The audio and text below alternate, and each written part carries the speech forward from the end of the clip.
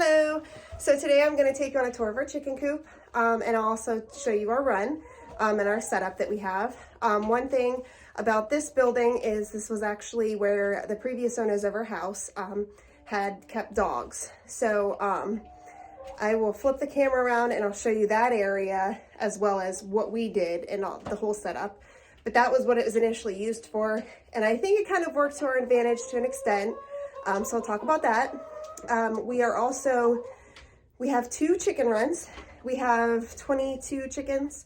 The building is 8 by 8 and it's pretty tall. I believe the ceilings are about 12 feet tall. It is insulated because, like I said, the people that lived here previously kept their dogs in here and they traveled a lot. So they would have somebody come out, let the dogs out, check on them throughout the day. But while they were on trips, a lot of times they would leave the dogs in here. So they wanted the building to be insulated.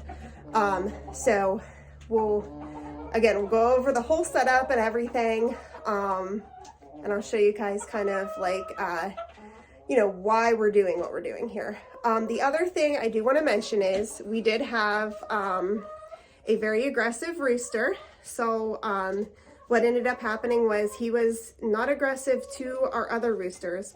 He was only aggressive to our hens when he was trying to mate with them. So there was a lot of feather pulling. There was one point where I just happened to see him. There was a hen that had come out of the coop and she was walking down the ramp and he grabbed her by her neck and was trying to drag her back into the coop. And that was the day that I called him and was like, you're done for, because I can't have a rooster that's doing that to my hens because they're the ones that are laying the eggs. And obviously that was just not, even in general, even if we didn't have chickens for laying eggs, that's not acceptable. I've never seen a rooster do anything like that before. I know they can get aggressive. It was a shame because, like I said, he was not aggressive to us. He was actually scared of us. He was very kind of spastic, like bleh, all the time. Like you'd go to open the door and he'd be like, ah, like he was just always scared.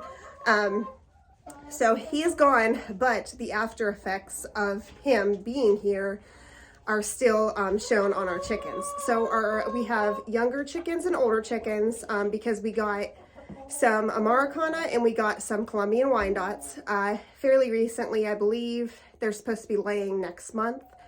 Just to give you an idea about how old they are not laying yet.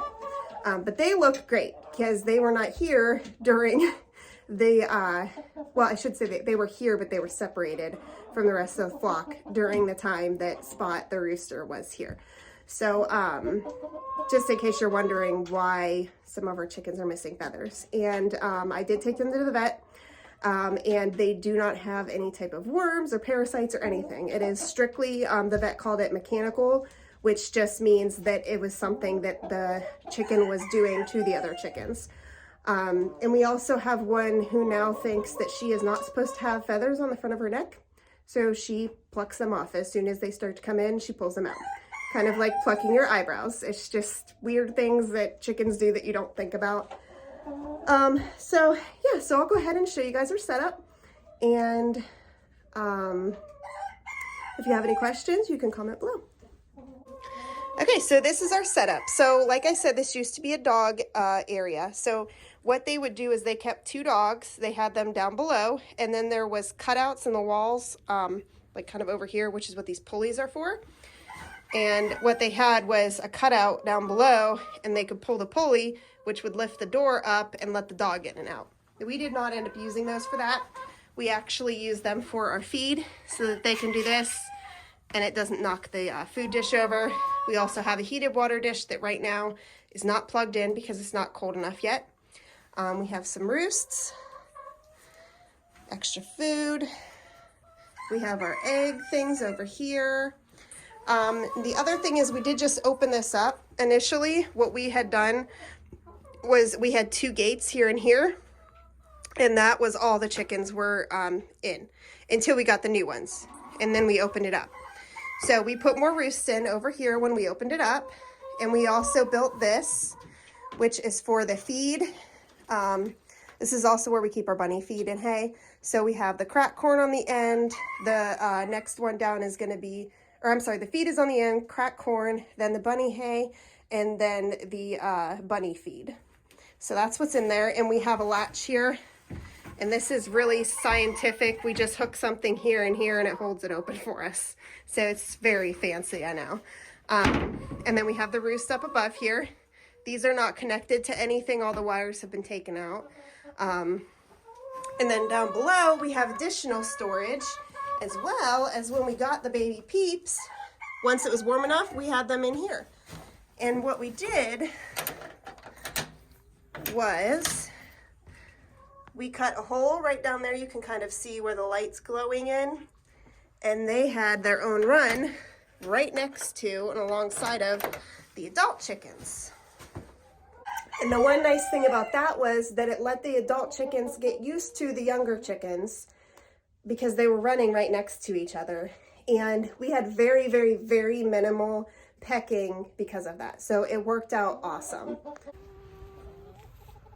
So we have 2 runs. This is the first one. This is the one that they're on right now. And the reason they're on this one is because there's no windbreak here. So once the cooler weather hits, it does get really windy here, we're going to transition them to the other run. Now you can see we have the ramp that comes out on this run here, and then we have the ramp that comes out on the other run there. And that little gate that's on it stays closed while they're coming out on this side.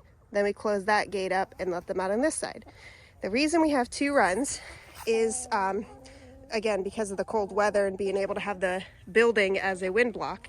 But the other reason is because what we did this summer was we planted grass and had them on the other run. And after the grass grew in, we flipped them onto this side and planted grass there. And then once that grew in, we flipped them back. So the really nice thing about that is they have a lot more opportunities to eat grass. And everything that comes along with that. You're giving the ground a rest, so you're reducing parasites, not by a lot, but you are reducing parasites to an extent.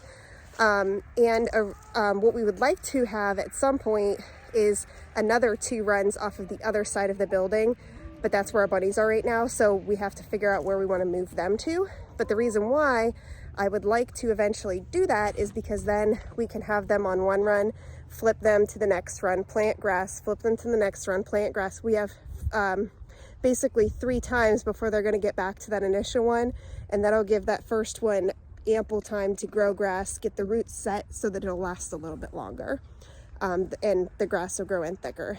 And the other thing that I'm going to be exploring is some different types of blends. So like different things that chickens would eat. Like I'd like to get some wheat in there. I'd like to get some grass in there, obviously. And some different other things that you can plant that will grow along with the grass, but just give more nutrients. And that would be throughout the summer and into the fall before the weather starts to get really cold. And then what I do in the wintertime is I sprout grains. So we bought hard red winter wheat and we planted it this year, and we did, we grind it up for flour, and it was awesome. It was a lot of work, but it was fun. Because we did it all by hand. But so we have the wheat berries, and what I do is I just put them in water and rinse them every day. And I think I rinse them twice a day. I rinse them once in the morning and once in the afternoon. And then once they're a certain height, I bring them out, and they love them in the wintertime. And it's just easier to digest little treat for them, and it's really good for them to get that green in the wintertime. And they're starting to slow down on their laying, and they could be molting, just to help with that colder weather, that the chickens, they don't really struggle with it because most of the time they're cold hardy, depending on what breed you get, but it just helps them in the wintertime. So I do that, and other than that, we just give cracked corn. We cannot free range here because we have hawks, and we have close neighbors, and we don't have a fenced-in yard. So we do not free range here. We did lose a rooster because of a hawk, so that's why we put this up. This is like, I don't know, snow fencing, I think is what it's called. It's just like plastic. But it's held up really well, and we get high wind storms, like between 45 to 85 miles per hour here. So, and it's held up really nicely, and it protects them. We haven't had a single problem with hawks. We do have, I don't know if you can see it, but we do have a piece that goes along the middle of each one, and then the pillars come down. And that's just to hold the snow fencing up in the middle so that we can walk through the run. But that's our chicken setup, and next time I'll show you guys our rabbits and then our goats, and I might wait until spring to show you the garden.